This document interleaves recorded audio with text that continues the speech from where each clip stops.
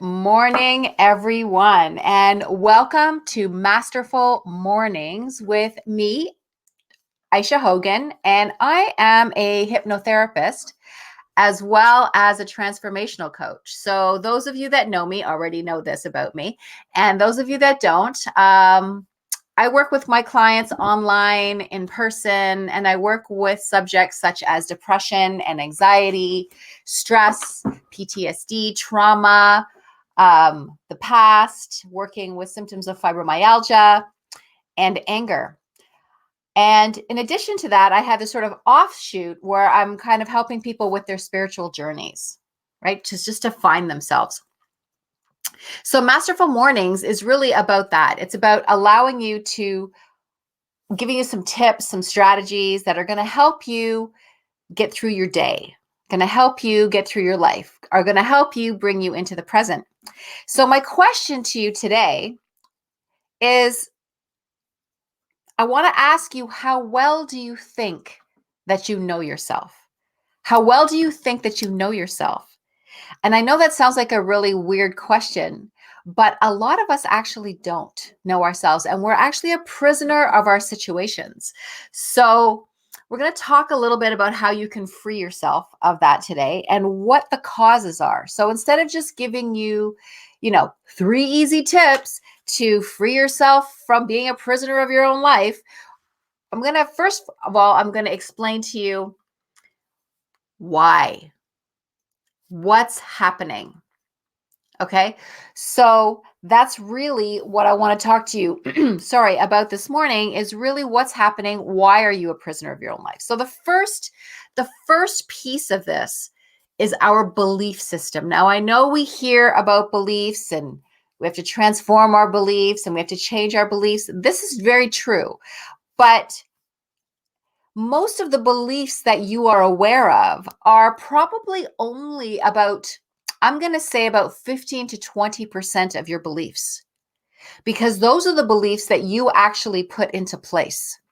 Those are the beliefs that you actually said, hey, I believe this because I tested it, right? I know if I put I know if I do this, this will happen, right? So they're beliefs that you tested and that you know to be true.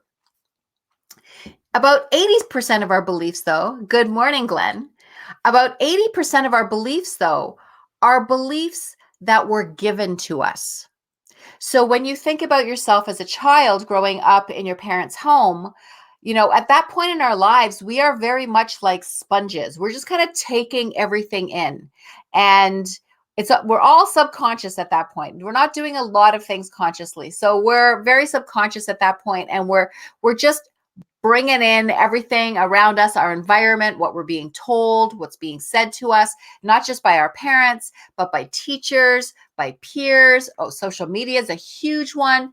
By social media, maybe religious leaders, spouse. Well, I guess when you're a kid, you don't have a spouse, but those beliefs start getting put into place as you get older. So, and those of you who are not in the healthiest of relationships might also be getting some beliefs from your partner or your friend or your boss or whoever you're having this unhealthy relationship with. So our beliefs are put into place.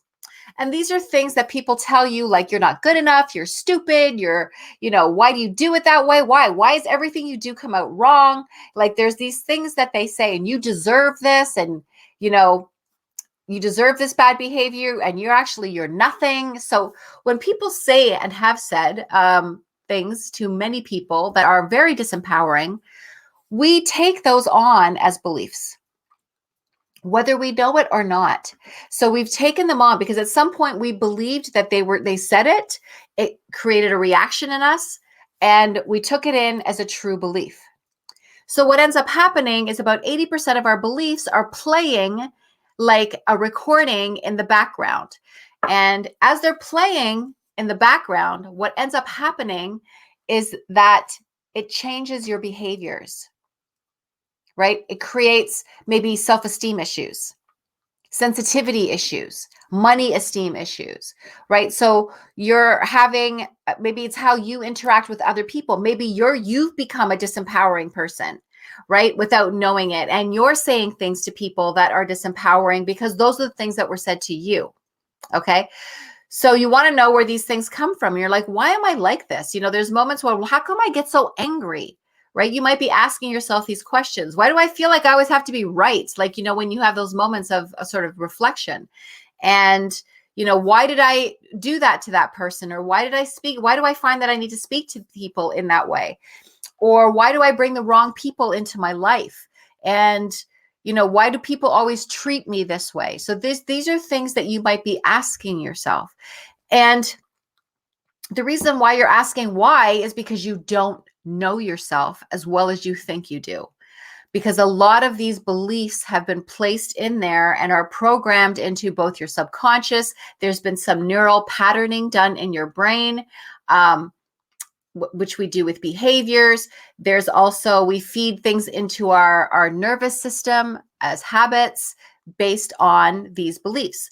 So for instance, when somebody comes to me and they say, because I'm a hypnotherapist, I get people that always, one of the things that they'll ask me about is weight loss. It's not my specialty, but because when I say I'm a hypnotist, they will ask me about that.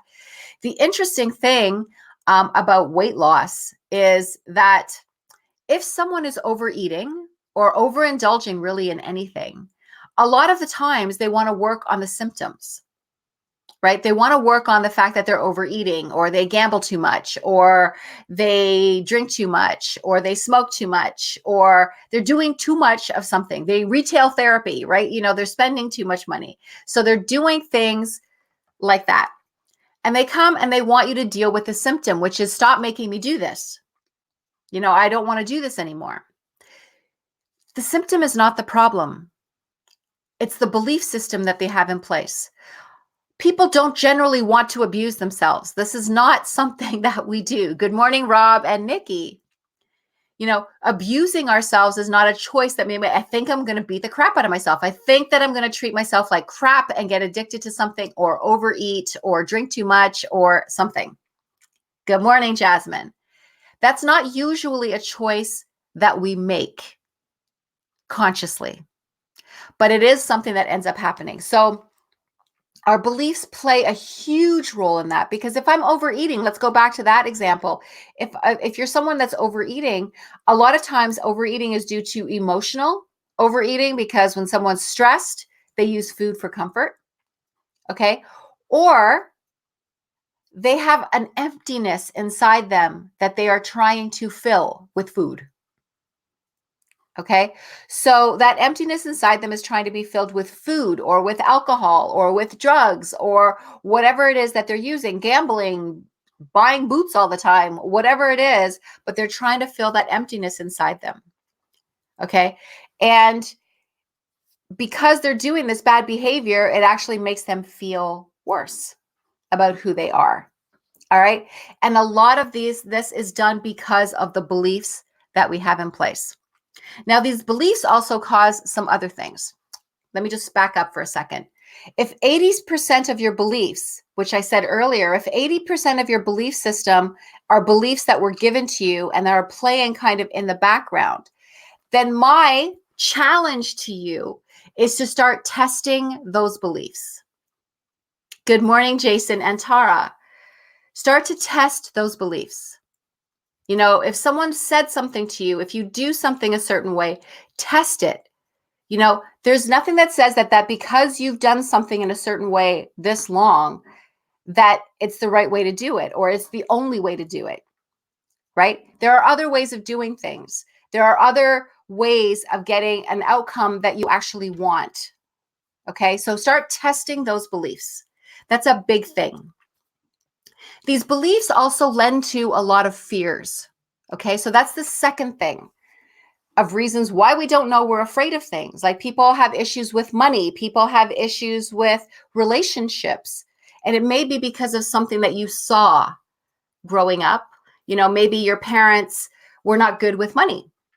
Maybe they were always fighting about money. Maybe they were always fighting. Maybe you saw people getting hurt physically, mentally, right? So these things, good morning, Angela and Rachel, these things cause us fears. All right. I'm afraid to do this, or I have to behave in this way so that doesn't happen. So you're already using your fear to try to stop something from happening that may not and probably won't happen anyway.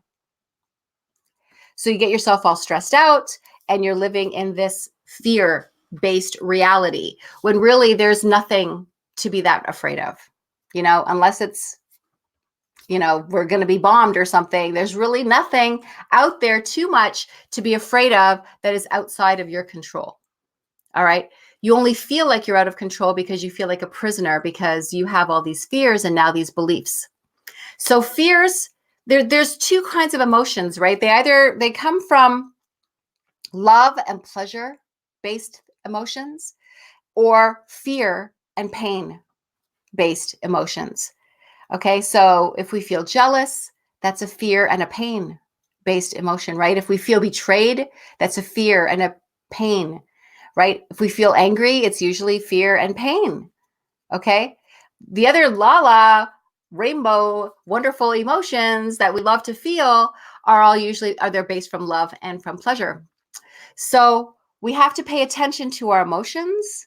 And if you're feeling a negative emotion, I want you to think of it like, like a buzzer in a game show. I know the answer, right? You know that where we hit the buzzer. A negative emotion is almost always your body, your subconscious, your energy, everything telling you to take action. You need to do something to change the way that you feel. But most of us have just found comfort in feeling bad. And the reason is because you know it, right? You know what that feels like. It's familiar. Many of us are fearful of the unknown. Okay, so we stay in this really negative place because we know it. Even though it feels like crap, it's like that old pair of jeans you put on, you know it. There's some comfort in knowing. Okay, so, another challenge I'm going to say to you is take a step into the unknown. Your mind creates, when you're going to do something that you don't know how to do it, or you've never done it before, or it's something that you've always been fearful of, your mind will put up a protective fear wall. Okay, it's like it's a wall of fear. It's false. It doesn't actually exist. How many times have you been scared to do something and then you do it and then you're like, oh, what was I so scared of? That's nothing, right? That was easy. I don't know what I was so worried about. Most of the things that you're afraid to do, you're going to have the exact same reaction. You just have to sort of bust through that fear wall and be like, I'm not afraid of that. I got this. I'm a little bit nervous, but that's okay. So changing that fear into maybe some excitement, an adventure, something new to try. Good morning, Calvin and Gail. So just paying attention to your fears, and are those fears valid? Do they really have a backbone? Right? That's something that you want to think about. And are those fears based on things that happened in the past and really don't have very much to do with your present? Okay? Or because of those fears, you're making some bad decisions in your present.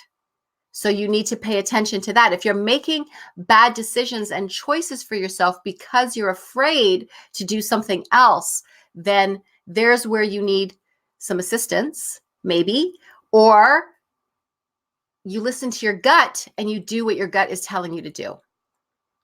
How many times have you heard your gut? I know I have in the past where I'm put myself in a dangerous position and I can hear it in my stomach and my gut, in my body going, get out. It's like that horror movie, right? Get out of the house. It's like, get out. You need to get out. You need to listen to yourself and do it, because most of the time you're going to have to make that decision anyways. At some point, you will have to do what your gut has told you to do. So why not just save yourself all the drama in between and just do it? So fear holds us back from actually living our true potential. And those fears are based on beliefs. Now, the next thing, good morning, Linda. The next thing that you want to pay attention to is your perceptions. Okay, perceptions. So your beliefs, your fears, and your perceptions. And your perceptions also come from your belief system. Okay, how many times if you try to, and here's like this is a great example, how many times have you tried to listen to, like, explain something to somebody, and you're explaining it 15 ways from Sunday, and they're just not getting it? You've tried explaining it to them this way and that way and the other way, and they're not getting it. Okay, no matter what you say. Good morning, Trisha and Bob. Thanks for joining. So no matter what you say, they're not getting it. That is perception. Our perception is based on our beliefs and the things that we've experienced in our lives. So if I was to explain to you a sunset that I saw and try to tell you about all the colors that were in it, and some of you might look at my sweater and say that it's peach, and some might say that it's orange, and some might say that it's beige, and so, it's all perception, right? So I might explain to you a sunset that I saw, and already the words coming out of my mouth as I'm saying it, I'm already distorting the truth, because it's very difficult to explain something like that and really be able to articulate what you saw. Okay, because kind of like a little bit like broken telephone. And then how you are perceiving what I'm saying is also different. So if we could draw the sunset that I saw, draw the sunset that I explained, and then draw the sunset that you heard, these are going to be 3 different sunsets. Okay? So our perceptions are based on our experience and our belief system. So if someone is not getting what you're saying, or if you're not understanding what somebody's asking of you, then what you need to think about is, am I looking at this the right way? Or perhaps that person hasn't experienced this, so they don't know it. The biggest mistake that we make is to think that everybody thinks like us or thinks like you. They don't. Everybody has experienced different things. Everybody fears different things. Everybody's belief system is different. Everybody has their own inner critic in their head feeding them negative crap, just like yours is. So that means that how someone perceives something is with the knowledge that they have. If somebody is not affectionate enough to you, and you're constantly upset because they're not affectionate, because you want affection, because you're used to affection, because you know what that feels like, they may not be giving it to you because they're being mean and disempowering. Perhaps they've never really experienced it. They actually don't know how to be affectionate. No one's ever been that way with them. They've never had the need to be that way. So they don't know how to do it. But your perception of that becomes, why won't they just kiss me? Why won't they just hug me? Why won't they just, have contact with me? Why do I have to keep asking for this stuff? Meanwhile, they're not giving it to you because they didn't know they had to. And when you're asking them for it, it's foreign to them. Their perception of the situation is different. It could be, why does this person keep asking me for this? I don't need it. Why do they need it? Or I don't know how to do what they're asking me to do. Or they're afraid to do it. Fear, because it's fear of the unknown. It's them stepping into a space that they actually have never been in before. So we have to be a little bit conscious of other people's belief systems too, and be aware that they don't think like us. So we put a lot of false expectations on people, right? Because we expect it of ourselves. We think that everybody else has to know that too, right? So it's about really understanding that, and understanding, why do I want this? Why do I need this affection so much? Like, yeah, affection is nice and everything, but why do I have this need for affection? So then that's where there's something that you have to look in within yourself. And why do I perceive that I need this so much? Is it something that I've been missing? Is it something I've always wanted and longed for and never had? Is it something I'm expecting? Is it something that I want because I feel like I'm being deprived of it? Right? So I want it more. The minute the brain and the body feels deprived, it actually wants more of that thing. So why do I have this need for all this affection? So it's just looking at these different aspects to start to get to know yourself. So my first challenge that I gave you earlier was start to test your beliefs. Are there your beliefs? Did what that religious leader say to you, or your parents say to you, or what you heard on social media actually work for you? Do they actually apply to you? All right. And if they don't, it's either you discard that belief and replace it with a better one, or you just say, that just simply doesn't even affect my world, and you just discard it and get rid of it.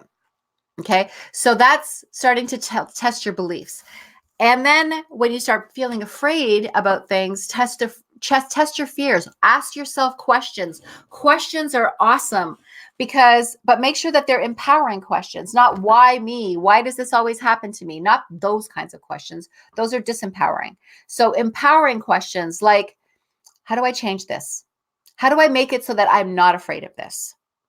Our brains are like computers, right? So they're set up to give us solutions, but we need to ask the right questions. If we keep asking disempowering questions, we're going to keep getting disempowering solutions. So you need to change your questions. So it's like, how do I change this? How do I make this better? How do I do this so that this particular thing doesn't happen?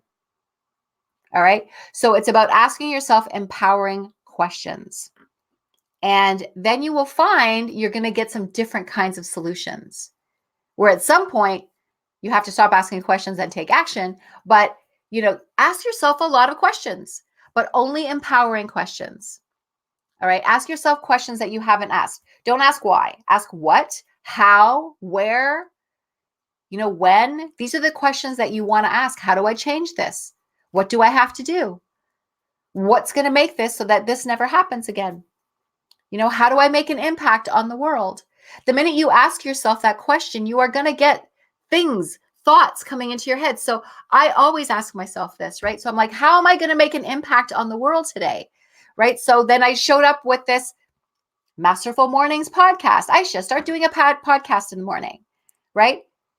But if I kept saying, I can't make an impact on the world, why can't I make an impact on the world? I wouldn't have got that answer.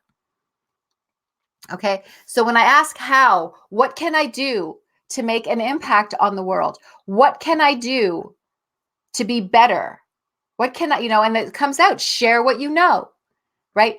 Do a podcast. Hey, do it on Facebook Live at the same time. So these are questions that I ask myself in order to get answers. So instead of asking why not, what can I do?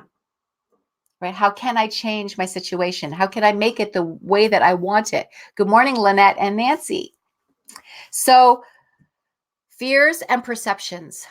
If you are not perceiving things right, if you feel like people are always saying to you, like, you just don't get it, ask yourself, why? What am I doing? What am I doing that they're not getting? If something happens a lot to you, if you find like there's a pattern that happens to you a lot, right? Instead of saying, why me, and blaming someone else and deflecting that onto someone else, we're very good at blame because it's easier to blame someone else than take responsibility. Sit back and say, okay, if this keeps happening, or if people keep saying this to me all the time, what do I need to do? Like, what is it about me? What am I putting out there? Remember, you wear this body every single day. You have certain behaviors and beliefs in this. You may not see it if you don't ask yourself what is happening. Okay? You won't be aware of it unless you ask yourself what's happening. Why does this, not why does this happen to me, but why does this happen to me? And what do I need to change? And is this something that I'm doing and I don't notice that I'm doing it and creating this reaction back, right? So pay attention to those things. Don't just simply become a victim and a prisoner and go, oh, here we go again. This is happening again, right? Pay attention and change it, okay? When you make a choice, when you make a decision, when you change something, things around you begin to change. It can't help but change because you're doing something different. Something different is going to happen. Okay, so pay attention to that. Change some things. And every time you make a new choice, it might not be the right choice. You might say, okay, I tried this. Well, that doesn't work. Don't just go, well, I made a choice. It didn't work. And so I'm just going to go back to my old way. No, right? You made a choice. It didn't work. Make a different choice, right? Make a different choice. And always remember, and I said this yesterday, short-term discomfort for long-term gain. Sometimes doing something new or something that you're unfamiliar with feels a little uncomfortable. Okay? That's okay, and that is perfectly normal. But in the end, for long-term gain, you will start to notice changes in your life. Things will change, and it'll be for the better because now you're asking the right questions. Now you're paying attention. Now you're no longer the servant to your mind and your body and the way it's been programmed. You are now the master. Okay? It's all about making you the master to get you back into control. And you will notice that things begin to change. So sometimes that short-term discomfort is worth the long-term gain. Okay? So feeling a little uncomfortable to step into your light, to look at things a different way, to step out of your past and into your present is awesome. And it will feel uncomfortable and it will feel weird. My new word is weirderful. It'll be weirderful, like this wonderful weirdness, right? So it'll be weirderful. So allow yourself to enjoy that weirderfulness and step into it, own it. And say, this is a little different, but that's okay, right? Different is not bad. Okay. Different can be very good. So, give yourself that option and change some things. And if it doesn't work, change it again. And if it doesn't work, change it again. Never give up on yourself. Never, ever give up on yourself. I can guarantee you 150,000% that you were not brought into this world to suffer with your struggles. You just weren't. Okay, you were not. You have to own it. You have to take control of it and stop behaving like a hamster in a wheel trying to catch a carrot that's been dangled in front of you. That's the life that I want, but I don't know how to get there because I keep doing the same things over and over again and they're not working. Right? So what do they say that is? That's a sure sign of what? What is it? What is the definition of insanity, right? Doing something over and over and expecting a different result.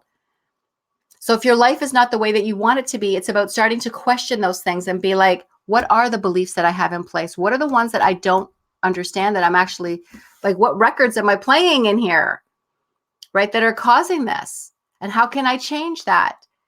And what fears that I have that are actually not even valid, right? And what about my perception? How are people perceiving me? How am I perceiving them? If it doesn't feel good, then what can I do to change it?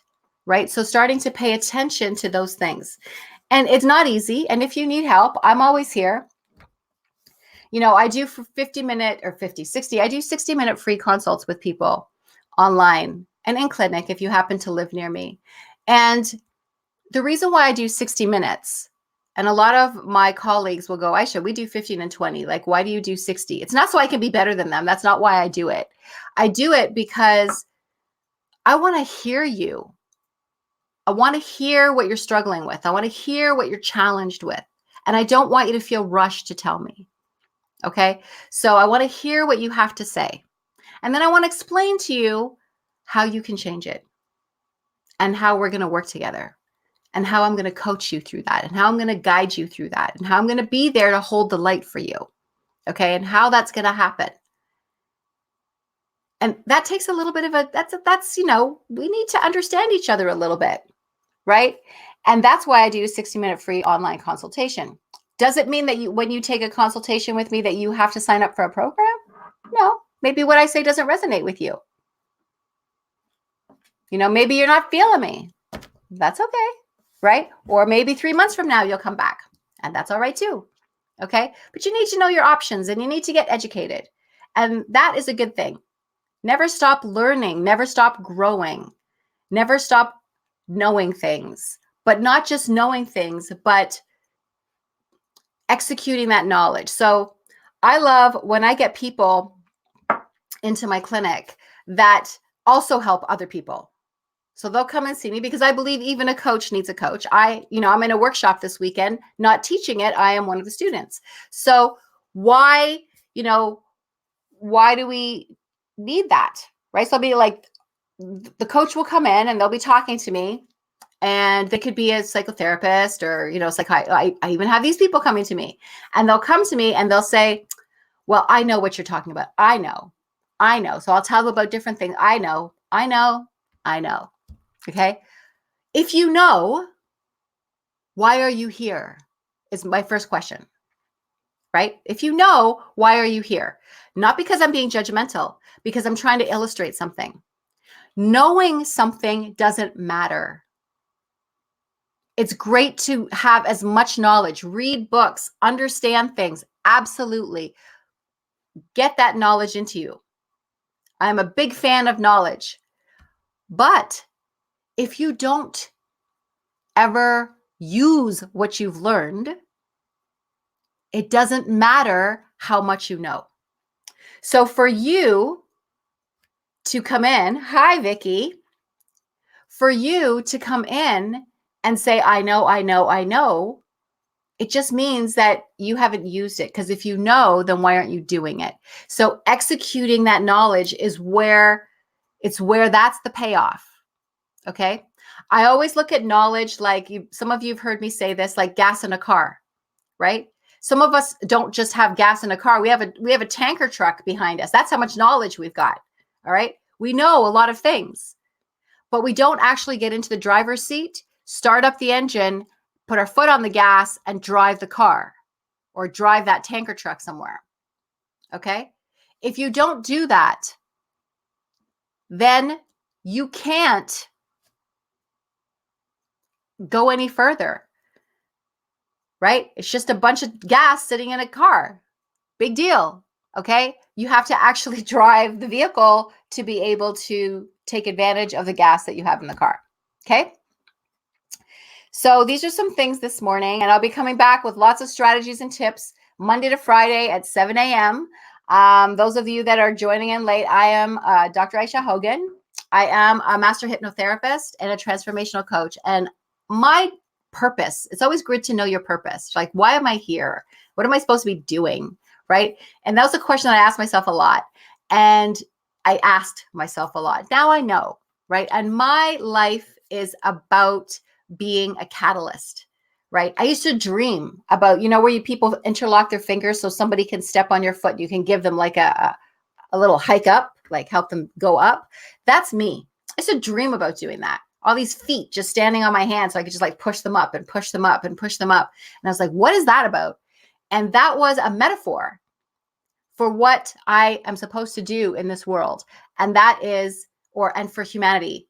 And that is to give them a step up, to be a catalyst, to bring out their superpowers, to make them a master of their lives.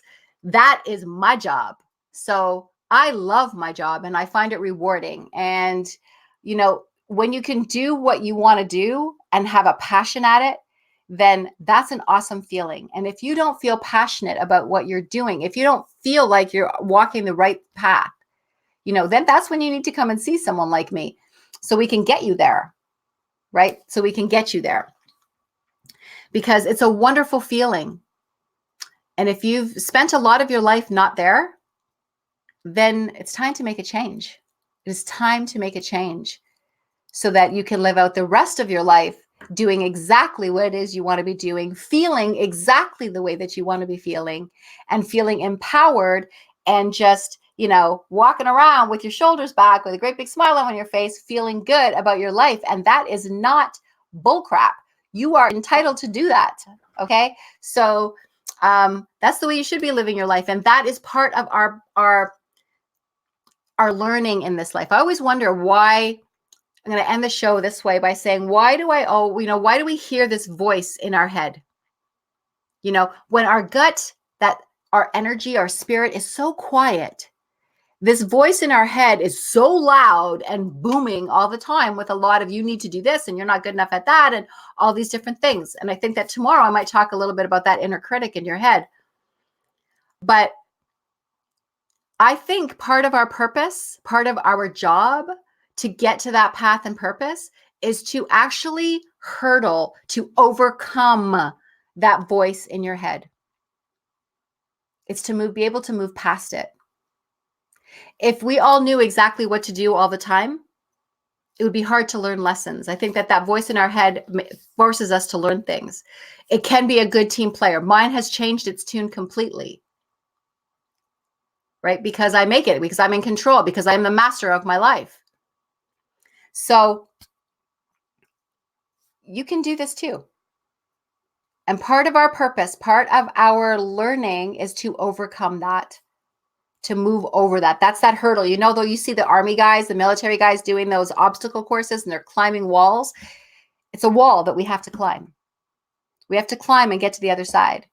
And that's awesome, because when you get to that other side and you are now in control of everything, life is very different from this side of the wall. You know, life is very different from this side of the wall. And our perceptions are different and how we feel is different. And it's a great way to be. So I'm not more special than you.